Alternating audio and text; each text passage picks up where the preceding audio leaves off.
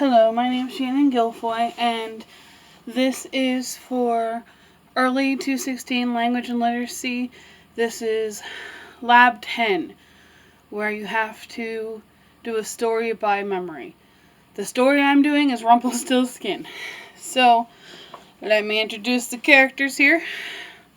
This is the miller, the miller's daughter, the king,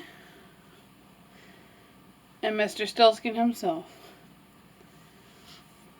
Okay. My plan initially was to, before we begin the lesson, get the children to get up and dance and spin around, because there's a part in the story where Rumpelstiltskin's dancing around a fire going, "You can never guess my name," that type of thing. But seeing as how I'm doing this from home and I have limited space, I'm not going to be up and dancing. Alright. There was once a miller who had a very beautiful daughter. And the miller was a very, very boastful person.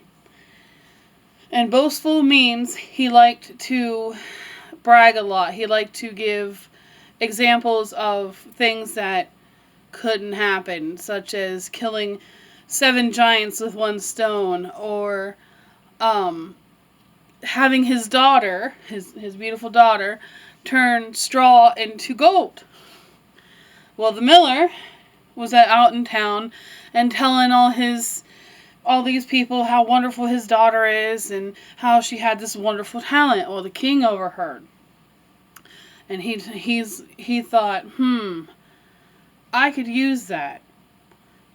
So he talked to the miller, and he goes, "I hear that you have a beautiful daughter who can turn straw into gold." The miller goes, "Yes, she can do that, definitely." The king said, "Then I want her to come to my castle, and we're going to put her to the test."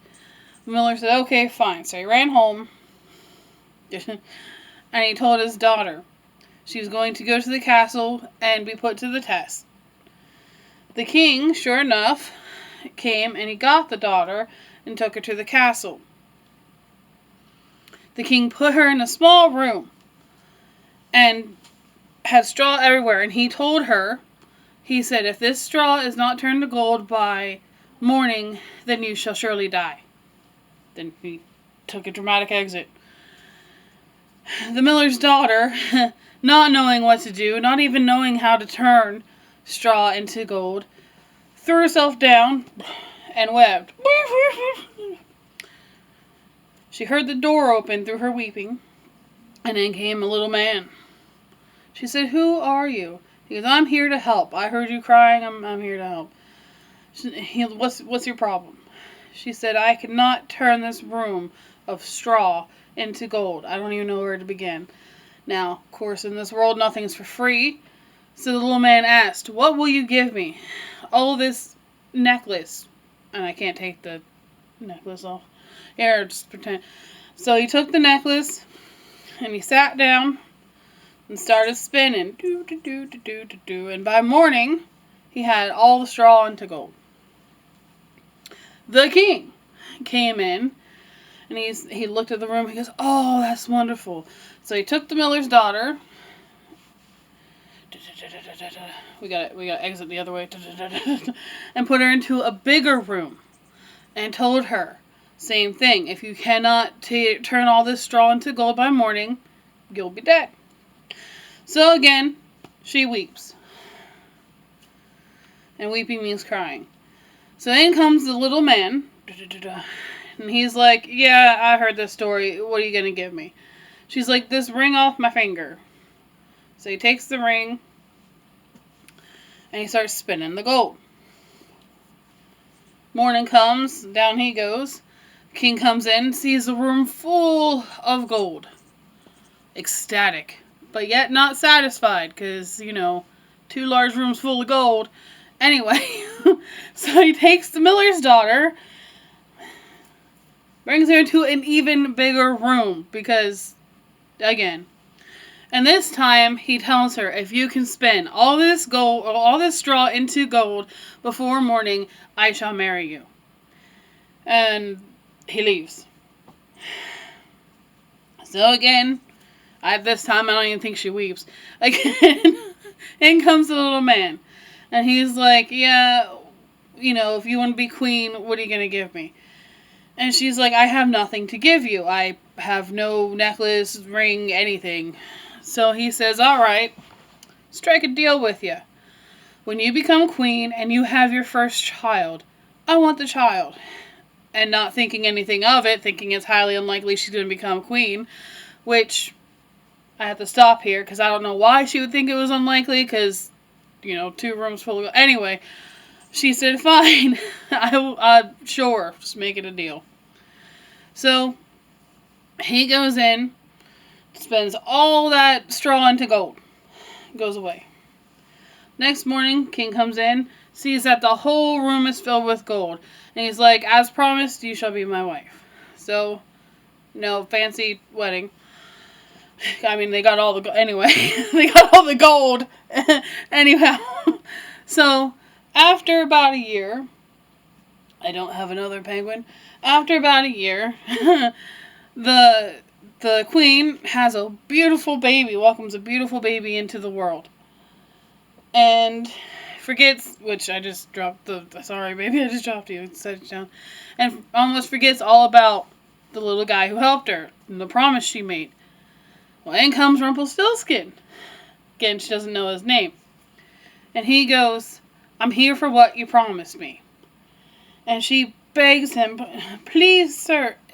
Let me get my little flippers in.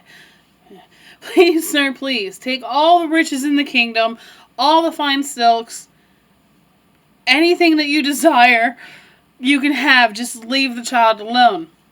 And she starts weeping again. So, he takes pity on her, and he says, okay, I'll give you 3 days to guess my name. 3 days.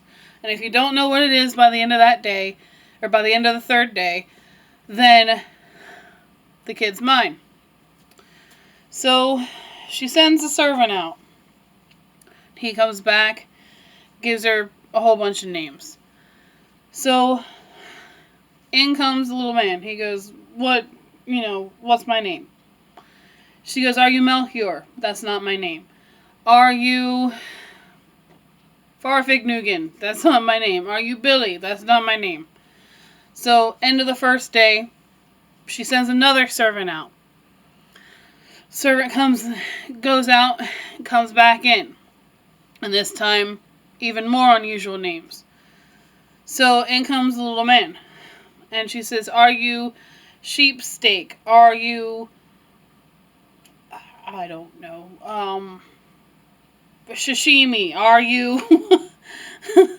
I already used Farfignugan. It's Farfignugan again.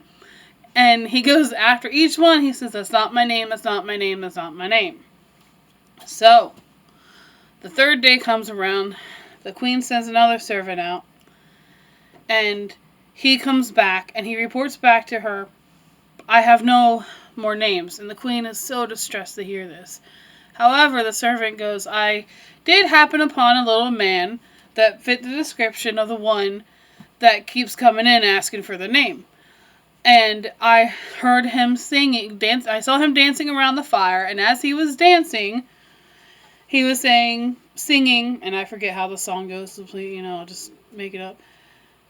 They'll never guess, my name is Rumpelstiltskin. They'll never guess, my name is Rumpelstiltskin. The queen was so delighted to hear that name that she could almost not wait for the little man to come in. So, in comes the little man. And he goes, do you know what my name is?